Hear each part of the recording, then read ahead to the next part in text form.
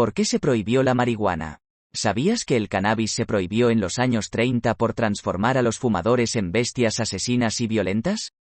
¿Y que 30 años más tarde el motivo fue que los transformaba en seres tan pacíficos que no podrían defender su país? Pues si te parece que algo huele mal, vas bien encaminado.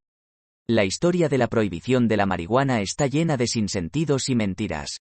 Esta manipulación tiene algunos nombres de peso pesado por detrás, que sistemáticamente construyeron y divulgaron un discurso que solo tenía como objetivo acabar con una planta que representaba una seria competencia para varios sectores industriales.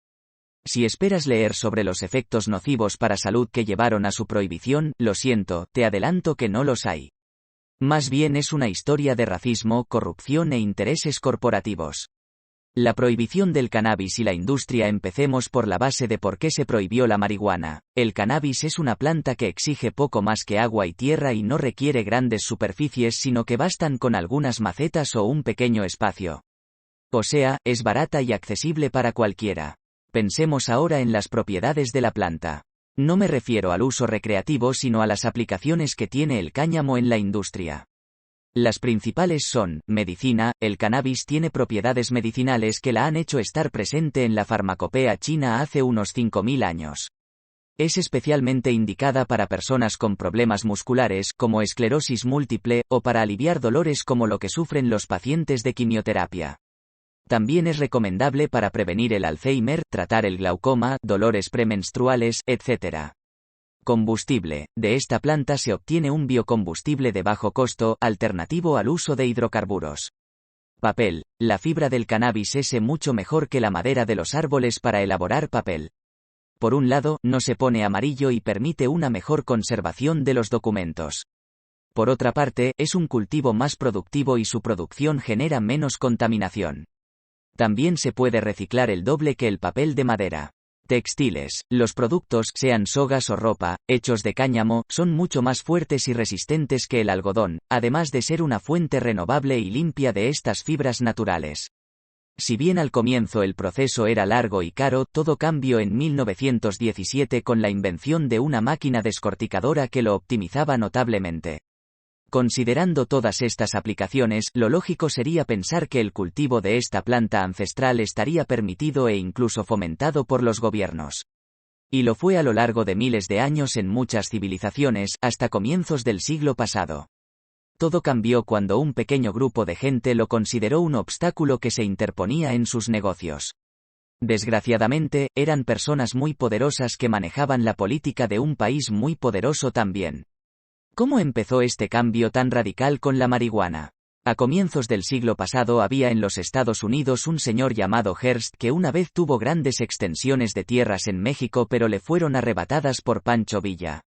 Este señor era un magnate de la industria maderera. Además, tenía radios, periódicos y una agencia de noticias. También había una familia, los DuPont, que en la industria química habían desarrollado las patentes de fibras sintéticas derivadas del petróleo como el nylon, la licra o el neopreno. Eran cliente importante de los Mellon, familia que tenía una empresa petrolera, un banco y uno de sus miembros era el tesorero del gobierno estadounidense. Además de participar en un proyecto para fabricar la primera bomba atómica, los DuPont eran también quienes procesaban la madera de Hearst para la fabricación de papel. A su vez, estaban fuertemente ligados a General Motors, cuya competencia, Ford, estaba desarrollando combustible barato a base de cáñamo. Como ves, el cannabis se interponía en todos estos grandes negocios de la élite justamente por ser barato y limpio. ¿Y en qué contexto social sucedía esto? Al sur de los Estados Unidos se habían sentido las repercusiones de la Revolución Mexicana de 1910, que generó conflictos de frontera, y en los propios Estados Unidos el uso de mexicanos como mano de obra barata disparaba problemas entre las grandes y pequeñas explotaciones. Finalmente, a partir de la Gran Depresión, los mexicanos eran vistos como vagos o maleantes que les robaban el trabajo a los locales. Los mexicanos fumaban marihuana, término hasta entonces desconocido y que la población local no relacionaba con el cáñamo.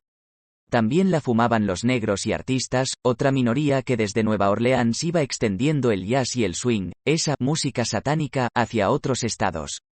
Ya ves por dónde van los tiros, ¿verdad?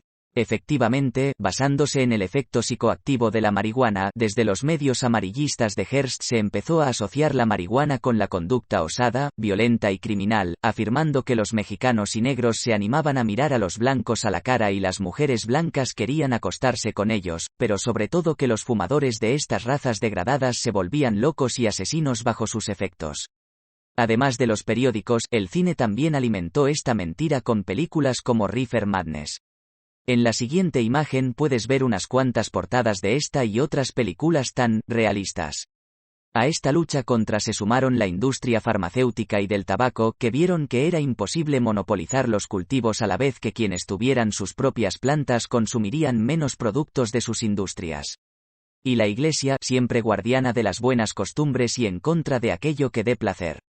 Este lobby de presión consiguió que en 1930 se creara el FBN, Oficina Federal de Narcóticos, dirigida por Harry Anslinger, sobrino del banquero Mellon, con el objetivo de poner al cáñamo en la misma categoría que la heroína o el opio y erradicarlo. Basándose en los recortes amarillistas y el racismo, promovió y consiguió que se aprobara una ley contra la marihuana en 1937, en la que no se contemplaron en ningún momento estudios científicos sobre su incidencia en la salud y en la que no se utilizaban los términos cáñamo o cannabis, que es el nombre con el que se conocía comúnmente a esta planta y sus aplicaciones en la industria. Este proyecto tuvo fuerte oposición por parte de la American Medical Association. La campaña contra el cannabis tuvo un gran aliado en Gran Bretaña, ya que su colonia egipcia hacía de esta planta un símbolo de resistencia frente al alcohol, símbolo de la colonización inglesa. Durante años se ignoraron y desacreditaron los estudios científicos sobre el efecto de la marihuana en la salud, que concluían en que no había motivos para prohibirla y que de hecho tenía numerosas aplicaciones terapéuticas. Ya en la década del 60, con la Guerra Fría y la extensión del consumo de marihuana por los movimientos hippies y antibélicos, el gobierno inventó una nueva mentira. Los comunistas estaban detrás del consumo de marihuana para conseguir que los estadounidenses no pelearan por su país. Todo ello llevó a una escalada en términos legales que acabaría en 1961, cuando Estados Unidos presionó a la ONU y consiguió que todos los países miembros ilegalizaran el cannabis. Esto es, de manera muy resumida, la historia de por qué se prohibió la marihuana y así nos quedamos en un sinsentido hasta hoy en día. Aunque en algunos sitios avanza la legalización de la marihuana. Si quieres saber más sobre el tema, te recomendamos un documental muy interesante, en inglés. Essa bola vai rolar, mundo é um tapete verde. Quando a bola chega lá, coração fica na rede, na rede, na rede. Olá, olá!